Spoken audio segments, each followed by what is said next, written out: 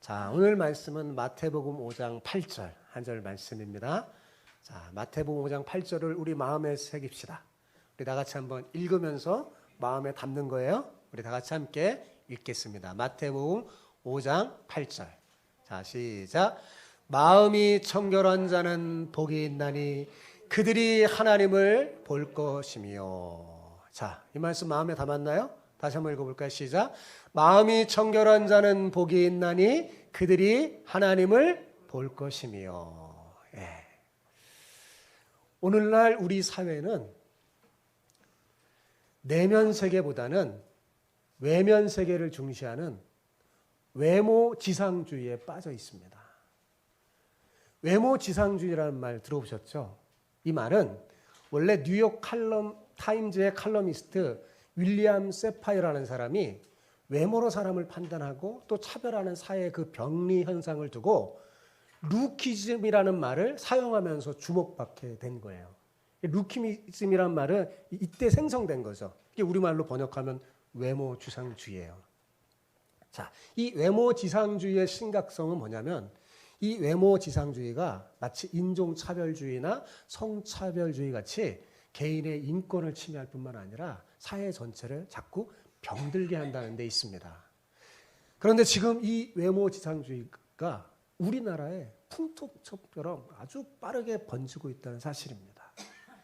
여러분, 국제미용 성형수술협회라는 데가 있어요. 거기서 조사에 발표했는데 2018년도 성형수술 통계라는 게 있어요. 거기 보면 인구 대비 성형수술을 가장 많이 하는 국가를 조사했는데요. 대한민국이 당당히 금메달을 차지했다고 합니다. 1위에 1위 대한민국이. 2위가 그리스, 3위가 이탈리아, 4위 브라질, 5위가 콜롬비아 순이었습니다. 화장품 사용 빈도도요, 우리나라가 세계 1위라고 합니다. 외국인들은 연예인들 외에는 좀처럼 거의 화장을 잘 안 하는데 우리나라는 화장을 안 하는 여성들이 거의 없을 정도입니다. 다들 연예인처럼 예뻐요. 다들. 프랑스의 어느 화장품 회사는 아예 한국 여성을 겨냥해서 화장품을 개발해서 상품을 내놓을 정도라고 합니다. 그 화장품이 아무리 비싸도 불티나게 빨리는 거예요.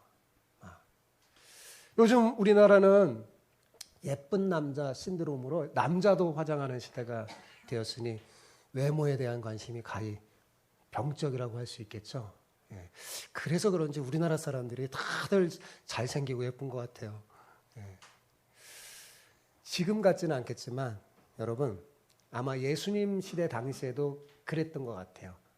예. 자꾸 사람들의 관심이 온통 외모에, 외적인 것에 관심이 치중되어 있었던 거예요. 그것을 보고 예수님이 마음에 대해 말씀하십니다. 행복이 외모에 있지 않고 자기 마음을 어떻게 관리하느냐에 달려 있다고 알려주시는 거예요.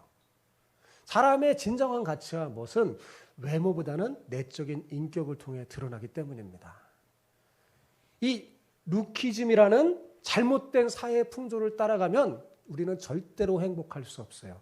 행복할 것 같은데 그렇지 않아요. 남보다 내가 더 낫다는 우월감에 잠시 행복에 빠져 잠길 수 있을지 몰라도 진정한 행복을 경험할 수가 없습니다. 왜냐하면 우리는요, 본래 외면 세계로만은 만족할 수 없는 존재로 지어졌어요. 외적인 거에 아무리 채워져도 우리 내면이 뭔가 채워지지 않으면 우리는 행복할 수 없는 존재로 지어졌습니다. 하나님은 우리가 내면으로부터 외면을 지향할 때 가장 아름답고 행복하게 살 수 있도록 만드셨어요. 오늘 본문에서 예수님이 바로 이 진리를 우리에게 가르쳐주고 있는 겁니다. 외모를 꾸미고 가꾸기보다 마음을 청결하게 관리하는 것이 우리를 훨씬 더 행복하게 만들며 무엇보다 이것을 통해서 하나님을 경험하는 놀라운 복을 누릴 수 있다는 사실입니다. 우리 옆 사람에게 오늘은 이렇게 축복하면서 한번 인사했으면 좋겠어요. 마음을 청결하게 관리하여 진정한 행복을 누리길 축복합니다. 네, 한번 그렇게 인사해 봅시다. 시작. 마음을 청결하게 관리하여 진정한 행복을 누리시길 축복합니다. 아멘. 자, 오늘 마태복음 5장 8절 마음에 담았다고 그랬죠? 자, 안 보고도 한번 우리 외울 수 있나요? 한번 해볼까요? 시작.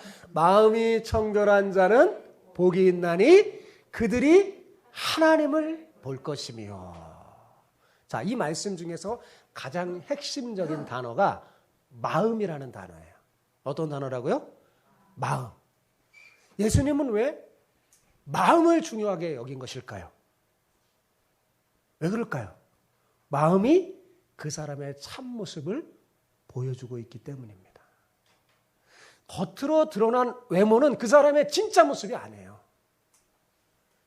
마음이 어떤지가 바로 그 사람의 진짜 모습입니다. 그러므로 하나님이 우리를 볼 때 뭘 볼까요? 외모를 볼까요? 마음을 볼까요? 마음을 보시는 거예요. 마음이 진짜 그 사람이에요. 네, 껍데기만 보고 알 수 없는 거예요. 외모를 보고 그 사람의 진면목을 알 수 없습니다. 그러나 어리석은 우리는 어때요? 마음보다 외모로 자꾸 판단하려고 해서 실수하는 겁니다. 여러분 사무엘 16장에 보면 사무엘이 하나님의 지시로 왕을 세우고자 이새의 집을 방문하는 장면이 나옵니다. 그때 사무엘은 용모가 좋은 엘리압을 보고 이 엘리압이 그 이새의 맏아들이었는데 엄청나게 잘생긴 거예요. 키도 크고 잘생겼어요. 건장하고 몸도 좋고. 사무엘이 반할 정도예요. 첫눈에 엘리압을 딱 보고 뭐라고 했냐면 이야 과연 왕이 될 만한 인물이구나 하면서 자기도 모르게 기름을 부을 뻔했어요. 그래서 하나님이 탁 말리시고 사무엘에게 이렇게 말씀하시는 겁니다. 사무엘상 16장 7절 이렇게 말해요. 그의 용모와 키를 보지 말라. 내가 이미 그를 버렸노라. 내가 보는 것은 사람과 같지 아니하니 사람은 외모를 보거니와 나 여호와는 중심을 보느니라 라고 알려줬어요. 하나님 뭘 보신다고요? 중심. 그거 뭐야? 마음을 본다는 말이거든요. 여러분 그렇습니다. 하나님은 사람을 보실 때 우리를 볼 때 외모를 보지 않고 중심, 마음을 보십니다. 왜냐하면 그것이 바로 그 사람의 참 모습이기 때문입니다. 겉으로 드러난 모습이 그 사람의 진정한 모습이 아니에요. 마음을 볼 때 그 사람의 진정한 모습을 알 수 있습니다. 하나님은 마음을 보세요. 그런데 어때요? 우리는 외모로 사람을 판단하기가 너무 쉬워요. 자꾸 외모로 판단하기 쉬운데, 자, 외모만 보고 그 사람을 정확히 판단할 수 있을까요? 없을까요? 판단할 수가 없어요, 여러분. 자, 특히 외모를 보고 사람을 판단하잖아요? 실수하게 됩니다. 큰 실수를 할 수가 있어요. 외모가 그 사람의 참모습을 보여주는 것이 아니기 때문에 외모를 보고 자꾸 사람을 판단하고 취하다 보면 큰 실수에 봉변을 당할 수가 있습니다. 옛날의 이야기 하나 해드릴게요. 옛날 백성들의 사는 모습을 보기 위해서 그 고을의 원님이 나무꾼으로 변장하여서 이 마을 저 마을 돌아다녔다고 합니다. 그런 게 많잖아요. 이렇게 막 일부러 변장해서 높은 지위가 아닌 척하면서 이렇게 돌아다닌 거야. 근데 너무 목이 말라서 물을 얻어 먹으려고 한 부잣집 대문을 두드리면서 이렇게 말했어요. 이리 오너라, 이리 오너라. 나무꾼 했으면 좀 그렇게 하지 말아야 되는데 워낙 원님이라 습성상 그냥 모르게 이리 오너라 그런 거예요. 예전에는 대문을 두드리기 때 양반들은 어떻게 했어요? 이리 오너라 그랬어요. 그러니까 하인이 문을 열고 나오니까 냉수 한 컵 좀 달라고 부탁을 했습니다. 그러자 하인이 위아래로 이렇게 훑어보니까 허름한 나무꾼 복장을 한 하인을 이렇게 위아래로 훑어보여요. 그러면서 자기 주인에게 자초지종을 말하는 거죠. 왜 허름한 나무꾼이 와서 물을 달라고 하는데 어떻게 해야 되겠습니까? 이렇게 아마 했겠죠? 그러자 이 주인이 이렇게 말하는 거예요. 나무꾼이 목마르시다는데 바가지로 퍼다 드려라 하면서 하인에게 눈을 찡긋했대요. 그러니까 하인이 알아뜨는 듯이 고개를 쫙 숙이더니 바가지에 물을 가다가 다니고 어떻게 했을까요? 냅다 원님에게 그냥 끼얹어 버린 거예요. 그러니까 아니 깜짝이야. 이게 무슨 행패요? 하자 주인 양반이 나와서 이렇게 말하는 거예요. 이놈아, 나무꾼이면 나무꾼답게 머리를 조아리고 물을 구걸해도 줄까 말까 한데 어디 와서 건방지게 양반 말투를 하면서 머리를 꼿꼿이 들고 물을 달라 하느냐. 쏙 물러가거라 하면서 쫓아낸 거예요. 이 봉변을 당한 원님이 관복으로 갈아입고 집으로 들어가서 관복으로 갈아입고 다시 부잣집으로 갔어요. 대문에 갔어요. 그래서 어땠을까요? 원님이 왔는데 주인이 그냥 버선발로 뛰어나와서 원님을 막 영접하면서 진수성찬을 차려서 대접을 한 겁니다. 그런데 놀라운 일이 벌어진 거예요. 놀랍게도 이 원님이요, 음식과 술을 자기 옷에다 들이붓는 거예요. 자기 옷에다 먹이는 거예요. 음식하고 술을 자기 옷에다 막 이상한 짓을 하는 거예요. 그 기괴한 모습을 지켜보던 주인 영감이 당황한 기색으로 왜 그러시냐고 원님이 묻자 이 원님이 이렇게 말합니다. 이 상의 음식과 술은 사람을 보고 차린 게 아니라 내 옷을 보고 차렸으니 마땅히 옷이 먹어야 하지 않겠소. 사람이 다 귀한 것이거늘 나무꾼 옷을 입었다고 천한 대접을 하고 관복을 입었다고 귀한 대접을 하는 게 무슨 도리냐 하면서 꾸짖었어요. 그제야 허름한 옷차림하고 냉수 한 잔 달라고 한 그 나무꾼이 원님인 줄 알고 무릎 꿇고 살려달라고 용서해달라고 빌었다는 이야기입니다. 여러분, 이처럼 외모를 보고 사람을 판단하면요 실수하기가 쉽습니다. 사람의 참 모습은요 마음에 달려 있어요. 여러분, 모든 이 생각과 행동을 결정하는 근본이 어디서 나오느냐? 마음에서 나오는 거예요. 생각도 행동도 마음이 결정하고 움직이는 겁니다. 겉으로 드러나는 모습만으로 우리는 그 사람의 행위가 진심인지 아닌지 알 수가 없어요. 똑같은 행위인데 진심을 담은 행위가 있고 진심을 안 담은 행위가 있잖아요. 근데 우리는 겉을 보고는 알 수가 없어요. 겉으로는 얼마든지 친절하게 행동하고 얼마든지 은혜롭고 거룩하게 말할 수 있어요. 마음은 안 그런데 그렇게 할 수 있잖아요. 그렇죠? 그러나 하나님은 어때요? 아신다는 거죠. 사람은 모를지라도 사람을 속일지 몰라도 하나님은 속일 수가 없습니다. 하나님은 아십니다. 하나님은 왜요? 마음을 보시기 때문에. 마음을 보시고 하나님은 마음을 보시고 그 사람의 행위가 진짜인지 아닌지 판결하시는 거예요. 그러므로 무엇보다 중요한 게 뭘까요? 마음이에요. 우리 교회 이름이 뭐예요? 주마음교잖아요. 네, 마음이 중요한 거예요. 여러분, 예수님은 마음이 어떤 사람이 복이 있다고 지금 그랬어요?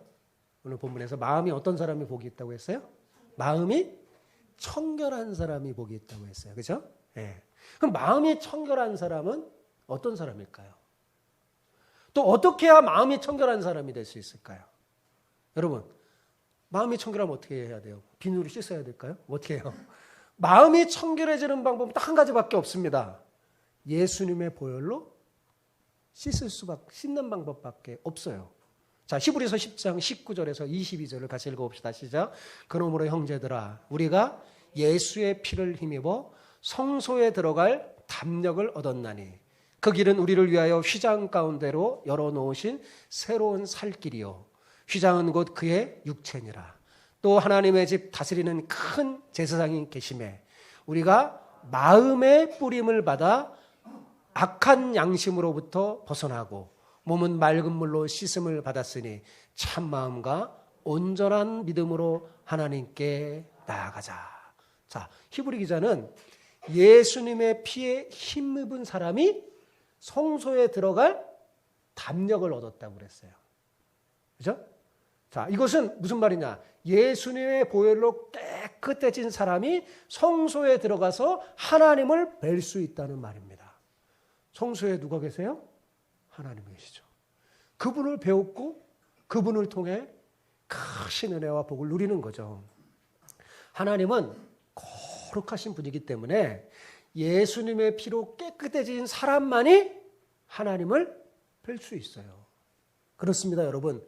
저와 여러분, 예수님을 믿는 우리 모두는 양심의 악을 깨닫고 회개한 사람들이에요. 그죠? 그렇게 회개할 때 우리의 마음과 몸이 예수님의 피로 씻어지는 거예요. 그래서 여기 보면 우리 마음의 뿌림을 받아 그랬어요. 그 뭘 뿌렸다는 거예요? 예수님의 피를 마음에 뿌렸다는 거죠. 그래서 씻어진 거예요. 우리를 위해 흘려주신 그 보혈의 피가 우리 마음에 뿌려져서 죄로 더러워진 마음이 정결케 된 사람들. 그 사람이 바로 그리스도인들입니다. 그렇죠? 히브리 기자는 이런 성도들에게 참 마음과 온전한 믿음으로 담대히 하나님 앞에 나아가라고 권고하고 있는 거예요. 여러분, 오늘날 우리 교회의 이 모형은 뭐냐면 성소의 모양이에요. 예전에는 성소는 아무나 들어갈 수 없어요. 들어가면 죽어요. 죄를 가지고. 대제사장만, 그것도 1년에 한 차례 하나님 계신 성소 앞에 들어갈 수 있었는데 예수님의 피로 이제 뭐야? 성소의 휘장이 찢어지고 저와 여러분 담대하게 이제요 하나님을 만나러 배로 예배하러 나온 거죠. 얼마나 복된 사람입니까? 회개하여 예수님의 피로 마음이 정결케 된 사람만이 참 마음과 온전한 믿음으로 하나님께 나아가서 인생의 모든 문제를 상의하고 도움을 받을 수 있어요. 여러분은 어떤 특권이 있냐면 여러분의 인생의 모든 문제를 누구와 상의할 수 있어요? 하나님과 상의하며 하나님의 도움을 받을 수 있는 사람들이에요. 이 권한을 여러분 사용하시기 바랍니다. 예? 천국에 가서 후회하지 마시고 내가 왜 이 땅에서 담대히 하나님 앞에 나와서 하나님과 상의하고 하나님의 도움을 받지 못했을까 후회하지 말고 지금 여기서 하시기 바랍니다. 자, 우리의 마음이 하는 기능 중에서 가장 중요한 것이 있어요. 마음이 뭘 할까요? 마음은요, 사랑을 해요. 그죠? 우리의 마음이 하는 것이 하는 가장 중요한 기능 중에 하나가 뭐 하는 거라고요? 사랑하는 거예요. 그죠? 그래서 그런지 우리는 사랑을 표시할 때 어떻게 해요? 마음을 뜻하는 하트를 그리죠. 신기하게. 그죠? 마음을 그리는 하트를 그려요. 마음이 뭘 하니까요? 사랑을 하니까요. 그래서 우리가 누군가와 사랑에 빠질 때 마음이 나누어지지 않습니다. 만약 여러분이 누군가와 사랑을 나누는데 마음이 나누어진다면 그것은요, 마음이 청결한 자가 아니에요. 마음이 깨끗한 게 아니에요. 이것은 하나님과 우리의 관계도 마찬가지입니다. 그래서 여러분, 성경에서 청결하다, 마음이 청결하다라는 표현의 가장 중요한 의미 중에 하나가 뭐냐면 그냥 깨끗하다, 청결하다가 아니라 뭐냐면요. 잘 기억하시기 바랍니다. 한 마음을 품는 거예요. 뭐라고요? 한 마음을 품는 게 깨끗한 거예요. 한 마음을. 자, 야고보서 4장 8절을 보십시오. 같이 읽어봅시다. 시작. 하나님을 가까이 하라. 그리하면 너희를 가까이 하시더라. 죄인들아, 손을 깨끗이 하라. 두 마음을 품은 자들아, 마음을 성결하게 하라. 자, 여기 야고보 기자가 마음을 성결하게 하라. 그럼 뭐야? 마음을 깨끗이 하라는 거잖아요. 마음을 깨끗이 하라고 한 사람이 누구예요? 두 마음을 품은 자들아 그랬죠. 그죠? 이게 무슨 말이에요? 두 마음을 품는 것이 곧 뭐예요? 마음을 더럽게 하는 것이기 때문에 그렇습니다. 마음의 청결함이란 뭐냐? 두 마음을 품지 않는 거예요. 마음이 갈라지지 않는 거예요. 여러분, 오직 한 마음을 품고 뜻을 다하고 힘을 다하여 하나님만을 사랑하는 사람이 바로 예수님이 말하는 마음이 청결한 자예요. 그래서 이 마음이 깨끗한 것의 가장 중요한 의미 중에 하나를 제가 여러분에게 말해준 거예요. 성경의 의미 중에서 그게 뭐라고요? 한 마음을 품는 거예요. 자, 시편 24편 3절 5절도 봅시다. 같이 읽어봅시다. 시작. 여호와의 산에 오를 자 누구며 그의 거룩한 곳에 설 자가 누구인가? 곧 손이 깨끗하며 마음이 청결하며 뜻을 허탄한 데 두지 아니하며 거짓 맹세하지 아니하는 자로다. 그는 여호와께 복을 받고 구원의 하나님께 의를 얻으리니. 자, 시인은 누가 거룩하신 하나님이 계시는 그 여호와의 산에 오를 자가 오를 자격이 있다고 지금 말했습니까? 예? 여기 시인이 누가 거룩한 하나님이 계시는 여호와의 산에 오를 자격이 있다고 그랬어요. 마음이 청결한 사람. 그죠? 마음이 청결한 사람. 자, 마음이 청결한 사람이 그곳에서 누구를 만나는 거예요? 하나님을 만나서 하나님께 복을 받고 하나님의 주신 의를 얻는 거예요. 그런데 자, 우리 아까 야고보서 읽었죠? 시편 읽었어요? 이 시편의 말씀 가만히 보면 앞에서 읽었던 야고보 말씀과 비슷한 표현이 나와요. 자, 시인과 야고보가 마음을 언급하면서 우리 마음을 언급하면서 여러분 함께 손이 깨끗함을 표현했어요. 그죠? 손을 깨끗이 하라 두 마음을 품은 자들아. 손을 깨끗이 하여 마음을 청결하여. 그렇게 그죠? 같은 표현을 했어요. 자, 여기 무슨 말이냐? 성경에서 손을 표현할 때 이 손이 뭐예요? 뭘 짚고 막 행동하죠. 우리의 삶과 행위를 표현하는 거예요. 손이 뭐냐? 우리의 삶과 행위를 설명할 때 써요. 성경에서 손 그럴 때. 내 삶과 행위를 표현할 때 손을 쓰이는 거예요. 그러니까 무슨 말인가 하면 마음이 깨끗한 사람에게서 바른 삶과 바른 행위가 나오는 것이 정상이라는 거예요. 자, 그러면 내 삶 속에서 바른 행위가 나오지 않으면 뭐예요? 마음이 더러운 거죠. 그죠? 자, 이스라엘 사람들은 하나님 앞에 제사를 드릴 때는 어떤 민족보다 아주 열심히 했어요. 잘 드렸어요. 그런데 문제는 그 예배 현장을 떠나면 더러운 삶을 산 거예요. 입술로는 하나님을 막 사랑한다고 하는데 그 마음은 하나님을 떠나 세상을 사랑했어요. 가나안의 바알신을 사랑하고. 마음이 어땠어요? 갈라졌죠. 네, 갈라졌어요. 하나님을 예배할 때는 막 되게 거룩하고 착한 것처럼 보였는데 세상에 나가면 악한 거예요. 그 손에 피가 가득하다. 이렇게 성경 표현합니다.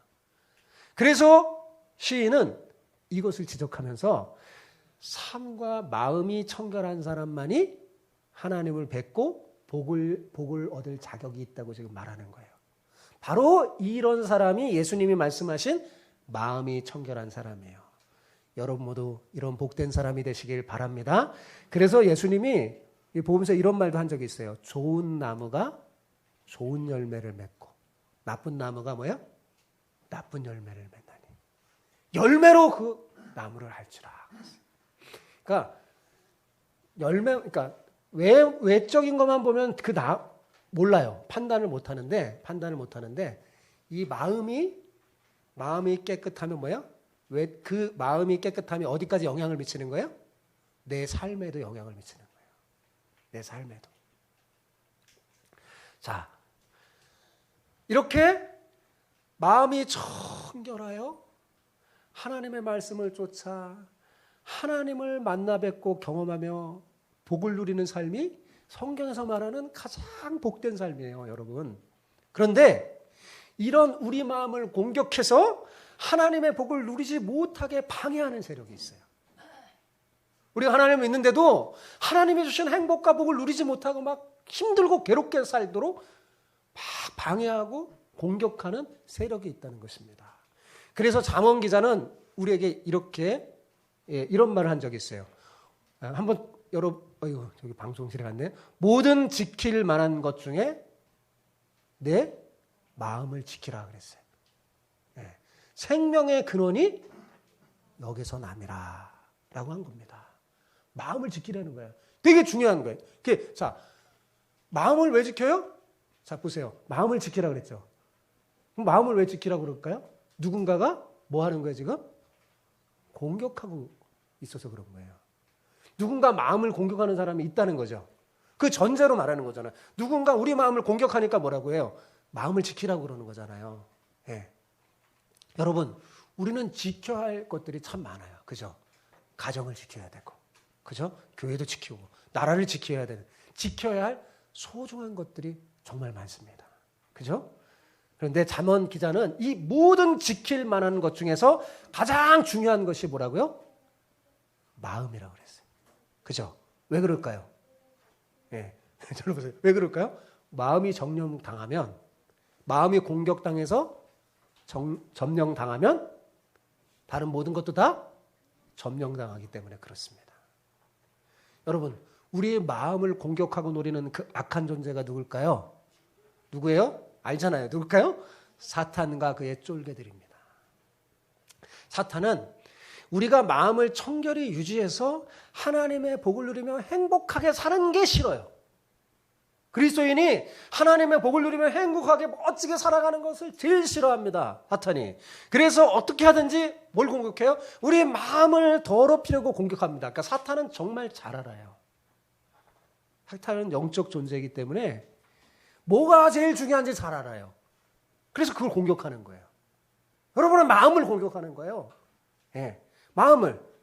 그래서 우리로 하여금 마음을 가꾸고 지키지 못하게 하려고 잘못된 생각을 집어넣어요.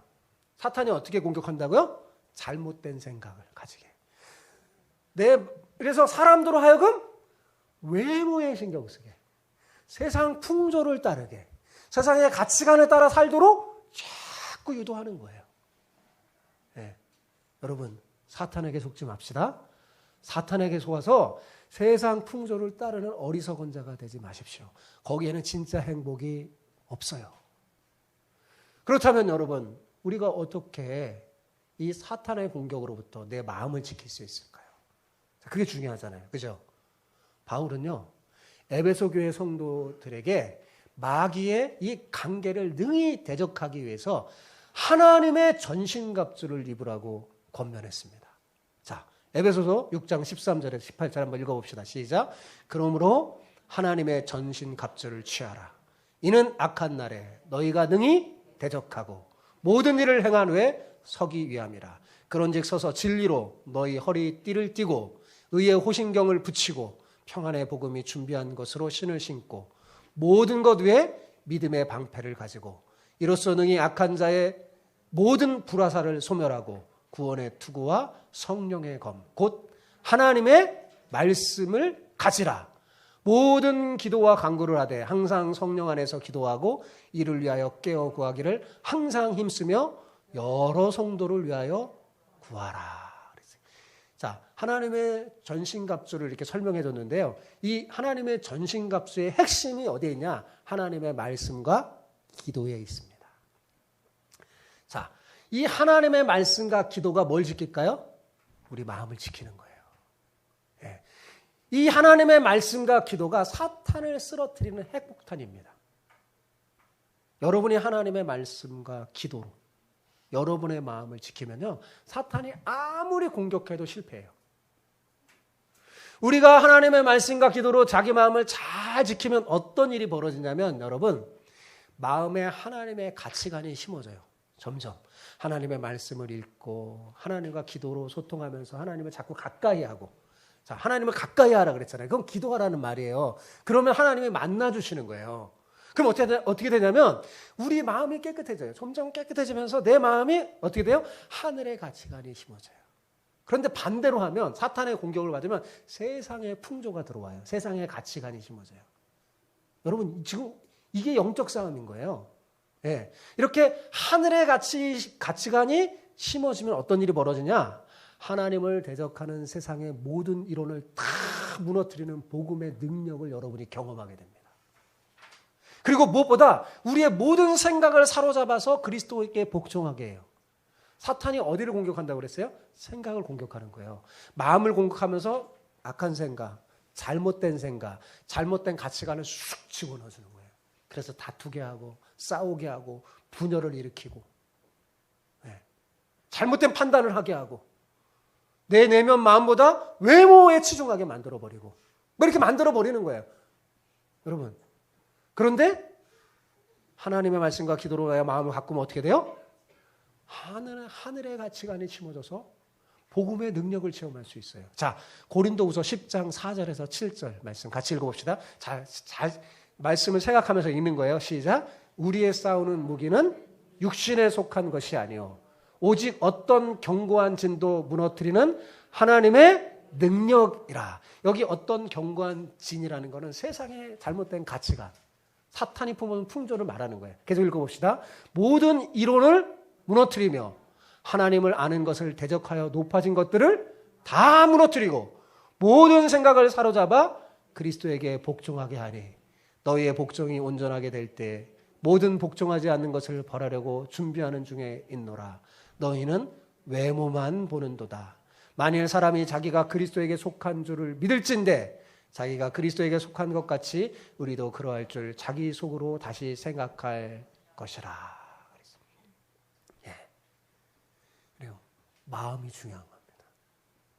마음을 지키면 하나님의 가치관이 심어지는데 하나님의 가치관의 핵심 캡슐이 뭐냐면 복음이에요. 복음의 능력이 내 안에 와요. 그게 세상의 모든 공격하는 것들을 다 무너뜨려요. 그리고 나로 하여금 진짜 그리스도를 복종하여서 하나님의 복을 누리게 만드는 거죠. 이처럼 예수님의 피로 마음이 청결하게 된 그리스도인이 말씀과 기도로 무장해서 사탄으로부터 자기 마음을 지키는 사람이 그 사람이 어떤 사람이에요? 그 사람이 바로 복 있는 사람이에요. 예수님은 바로 이런 사람이 하나님을 볼 것이라고 그랬어요. 그죠? 아니 그렇다면 하나님을 본다는 게 무슨 말일까요? 예. 이거 하나님 본 사람 있습니까? 보신 분? 예. 하나님 본다는 게 뭘까요? 육신의 눈으로 본다는 게 아니죠. 예. 물론 우리가 하나님 나라가 완성이 되면 얼굴과 얼굴을 맞대는 것처럼 하나님을 뵐 수 있을 겁니다. 근데 아직은 우리가 하나님을 육신의 눈으로 볼 수 없어요. 그럼 하나님 본다는 게 뭘까요? 마음의 눈으로, 믿음의 눈으로 하나님을 본다는 거예요. 하나님은 마음이 정결한 사람에게 자신을 계시해 줍니다. 자신을 보여줘요. 자신을 경험하게 해요. 알려줘요. 그러므로 마음이 청결한 사람은 믿음의 눈으로 하나님을 봅니다. 이것이 성도들이 누릴 수 있는 가장 큰 축복 중에 하나입니다. 여러분, 마음이 정결한 사람은요, 스쳐가는 한 줄기 바람과 길가에 핀 한 송이 꽃을 보고도 하나님을 봅니다. 하늘의 별과 주변 환경들을 보면서 하나님을 발견할 수가 있어요. 하나님은 그들에게 자신을 계시해 주면서 그들과 친밀한 교제를 나누시고 그들과 동행하여 주시며 복을 주세요. 이러한 사람들은 사람들에게 보이려고 신앙생활하지 않습니다. 네. 그들은 오직 한 마음을 품고 하나님만 사랑하고 하나님을 기쁘게 하려고 노력해요. 그런데 그렇지 않은 사람, 하나님 모르는 세상 사람은 어때요? 사람의 인기를 누리려고 세상 풍조를 따라가는 거예요. 그러나 마음이 정결한 사람은 하나님을 발견하고 하나님을 기쁘시게 하려고 노력합니다. 자, 그런데 여러분, 예수님을 믿어서 마음이 청결하게 된 사람도 그 후에 마음 관리를 잘 못해서 마음을 지키라고 했는데 마음을 잘 지키지 못하면 어떨까요? 하나님을 잘 볼 수가 없어요. 하나님을 보는 경험을 삶 속에서 누리지 못해요. 하나님을 체험하지 못하는 거예요. 여러분, 이런 사람은 마치 마음에 먼지가 가득 낀 유리처럼 혼탁해져서 하나님을 제대로 볼 수 없는 거예요. 희미하게 보는 거죠. 그러므로 매 순간 하나님을 보고 만나는 그런 복된 인간이 되려면 어떻게 해야 될까요? 마음을 지켜야 돼요. 마음을 지켜야 돼요. 여러분, 예수님이 말씀하신 하나님을 본다는 말은 초월적인 존재인 하나님을 우리가 인격적으로 경험하고 만나고 알게 되는 것을 말하는 거예요. 그래서 성경에서 하나님을 본다라고 할 때 거의 동의어로 쓰이는 단어가 안다입니다. 이런 성경의 영향을 받아서 이게 쓰는 그 영어 있잖아요. 언어 영어. 헬라어의 영향을 많이 받았거든요. 그래서 영어도 보면 본다 그러면 C잖아. C. C의 또 다른 뜻이 뭔지 아세요? 안다라는 뜻이에요. 동의. 그죠? 예. 네. 그래서 성경에서 하나님을 본다 그럴 때 거의 동의어로 쓰는 말이 안다라는 말이에요. 자, 에베소서 1장 17절에 19절 한번 봅시다. 자, 에베소서 1장 17절에 19절 시작. 우리 주 예수 그리스도의 하나님 영광의 아버지께서 지혜와 계시의 영을 너희에게 주사 하나님을 알게 하시고 너희 마음의 눈을 밝히사 그의 부르심의 소망이 무엇이며 성도 안에서 그 기업의 영광의 풍성함이 무엇이며 그 힘의 위력으로 역사하심을 따라 믿는 우리에게 베푸신 능력의 지극히 크심이 어떠한 것을 너희로 알게 하기를 구하노라. 이것은 바울이 감옥에 갇혔을 때 사랑하는 에베소 성도들을 위해서 기도했던 자기의 기도문이에요. 바울은 에베소 교회 성도들이 마음의 눈이 밝아져서 마음의 눈이 열려서 하나님을 알게 되기를, 하나님을 더욱 알게 되기를 간절히 기도했어요. 그런데 이 바울의 이 기도의 표현을 봐보세요. 마음의 눈이 밝아져서 하나님을 보게 해달라고 그렇게 기도하는 게 문장이 자연스럽잖아요. 눈이 밝아졌으니까 보게 해달라고. 근데 그렇게 하지 않고 어떻게 했어요? 마음의 눈이 밝아져서 어떻게 해요? 하나님을 더 알게 해달라고 기도했어요. 자, 이게 무슨 말입니까? 마음으로 하나님을 깊이 인지하고 알게 되고 경험하는 것이 하나님을 보는 것과 마찬가지이기 때문입니다. 하나님을 본다는 것은 하나님을 만나서 하나님과의 그 경험을 누군가를 보면 그냥 보고 끝나는 게 아니잖아요. 그죠? 그 속에서의 깊은 사귐이 있는 걸 말하는 거예요. 그러니까 마음으로 하나님을 깊이 인지하고 경험하는 것이 하나님을 보는 것과 마찬가지죠. 그래서 바울이 그렇게 기도하는 거예요. 우리가 마음으로 하나님을 본다면 그분을 아는 것입니다. 자, 그리고 이게 연관이 되어 있어요. 우리가 하나님을 알면 알수록 어떻게 될까요? 우리 마음은 더 깨끗해지고 밝아집니다. 그러므로 성경을 통해 하나님을 만나고 그리고 하나님을 아는 지식이 막 쌓인 사람은 어떤 현상이 벌어지냐면 삶 속에서 하나님이 가까이 느껴지고 보여져요. 믿음을 보여줘요. 그러니 여러분 사실 이 마음이 청결하여 삶 속에서 하나님을 보는 사람이 얼마나 복된 사람입니까? 여러분 이 세상에서 하나님을 보고 사는 사람만큼 행복한 사람이 어디 있겠어요? 여러분 우리가 바로 그런 행복한 사람이 돼야 됩니다. 여러분 한번 생각해 보세요. 하나님이 보이는 사람이 뭐가 두려우며 그 사람의 마음에 어떻게 불만이 쌓이겠습니까? 바울이 시편에서 이렇게 고백했어요. 다윗이요? 다윗 시편에서 그는 하나님을 본 사람이에요. 믿음의 눈으로 보니까 하나님이 자기와 함께 계셔. 자기가 도와줘요. 그러니까 이렇게 말해요. 여호와가 나와 함께 하시니 내가 누구를 두려워하리요. 두려울 게 없어요. 하나님을 보고 하나님이 함께함을 느끼니까요. 두려운 게 없어요. 1000만 군인이 나를 쫓아와서 죽이려고 해도 나는 괜찮다. 안전하리로다. 왜요? 하나님 보니까. 하나님 나와 함께하는 걸 느끼니까요. 여러분 하나님을 보면서 사는데 그 사람을 누가 끌어안혀서 탄식하게 만들겠습니까? 그러므로 예수님이 마음이 청결해서 하나님을 보는 사람이 진짜 행복한 사람이라고 지금 가르쳐주고 있는 겁니다. 여러분, 이 말씀을 정리합시다. 우리는 외모를 단정하게 하려고 많이 노력합니다. 지금 시대는 그 어떨 때보다 외모를 가꾸는 시대가 된 것 같아요. 외모 지상주의는요, 사탄의 함정이에요. 그렇다고 해서 뭐 외모를 가꾸고 하는 게 잘못됐다는 말이 아닙니다. 해도 돼요. 근데 마음은 내팽개친 채 외모만 가꾸면 안 되는 거죠.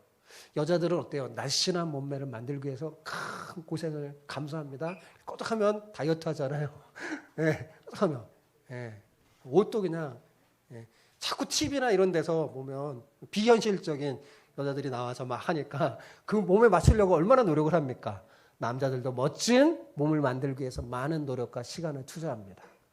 그러나 정작 자기 마음과 영혼을 정결하게 하고 지키는 일에는 어때요? 시간이나 노력을 투여하지 않는다는 거예요. 그러므로 겉모습은 단정하고 멋있지만 마음이 청결하지 못하고 추한 사람이 너무 많아요. 잊지 마십시오. 마음이 깨끗하지 못하면 참된 행복을 누릴 수가 없습니다. 없어요. 사랑하는 성도 여러분, 겸허하게 우리 자신을 한번 돌아봅시다. 우리는 왜 가끔 자주 비참해지는 걸까요? 하나님이 안 보이기 때문에 그래요. 내 삶에 하나님이 안 보이니까. 우리는 왜 때로 힘을 얻고 주저앉는 걸까요? 하나님이 안 보이는 거예요. 이유가 뭘까요? 혹시 우리 마음이 청결하지 못하는 것 아닐까요? 여러분, 혹시 내 마음이 나누어져서 내가 하나님 믿고 교회 다니고 예배도 드리지만 세상을 동시에 사랑하는 게 아닐까요?